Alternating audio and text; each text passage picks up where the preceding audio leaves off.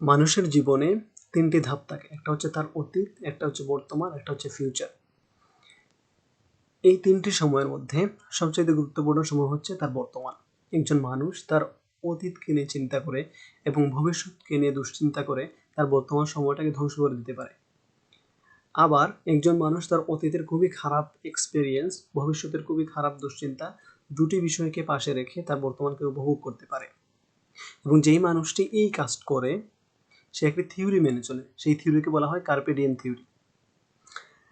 আমাদের ইংলিশ অনার্সের যতগুলো বিখ্যাত কবিতা রয়েছে এবং বলা যায় নিষিদ্ধ কবিতা রয়েছে, তার মধ্যে একটি হচ্ছে টু হিজ কয় মিস্ট্রেস, যেখানে অ্যান্ড্রু মার্ভেল তিনি তার প্রেমিকাকে নিয়ে পুরো কবিতাটা লিখেছেন।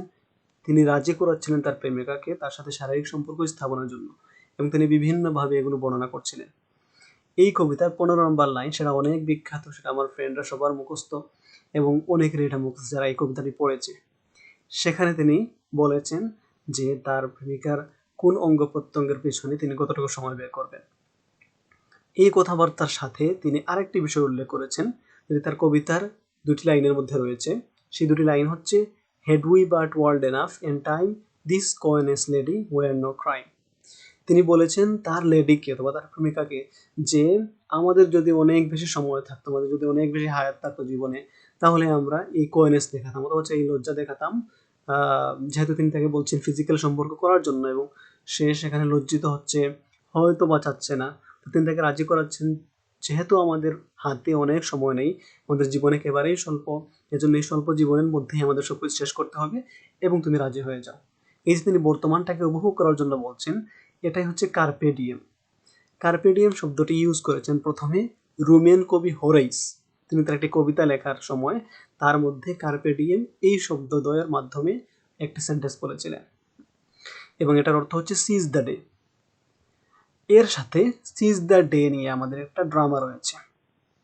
সেই সিজ দ্য ডে এর ড্রামাটির নামটি এই কার্পে ডিএম থেকেই নেওয়া হয়েছে। আমাদের কবি অ্যান্ড্রু মার্ভেল তার কবিতার মধ্যে শুধুমাত্র এই কয়েনেস বা লজ্জা তার প্রেমিকাকে ভুলে যাওয়ার জন্যই বলেননি, তিনি এখানে আরও আলোচনা করেছেন, now let us sport us while we may and now like amorous birds of prey. তিনি হচ্ছে শিকারী পাখির মতো তার বর্তমান সময়কে কাজে লাগিয়ে ফিজিক্যাল যে এনজয় রয়েছে সেটা গ্রহণ করার জন্য তার প্রেমিকাকে আহ্বান জানাচ্ছিলেন। এবং তিনি বলছেন যে চলো এখনই আমরা শুরু করি। তিনি এটাকে স্পোর্ট বলে অভিহিত করেছেন, চলো আমরা খেলাধুলা শুরু করি, এরকম একটা অবস্থা। তো এই যে তিনি প্রেজেন্টকে উপভোগের জন্য বলছেন তার প্রেমিকাকে, এই প্রেজেন্টকে উপভোগের কথা বলাটাই হচ্ছে তার কার্পে ডিএম থিওরি মেনে চলা। এবং এই যে একটা অবস্থা, আমরা আমাদের অতীত নিয়ে চিন্তা করবো না, ভবিষ্যৎ নিয়েও চিন্তা করবো না, এবং শুধুমাত্র প্রেজেন্টকে নিয়ে ভাববো এবং প্রেজেন্টকে আমরা উপভোগ করব। এই কাজটির নামই হচ্ছে কার্পে ডিএম অথবা সিজ দ্য ডে। আশা করি সবাই বুঝতে পেরেছেন। আমি যে কথাগুলো বললাম, যে লাইনগুলো বললাম, এগুলো এই ভিডিও ডেসক্রিপশনে দেওয়া থাকবে। ধন্যবাদ সবাইকে।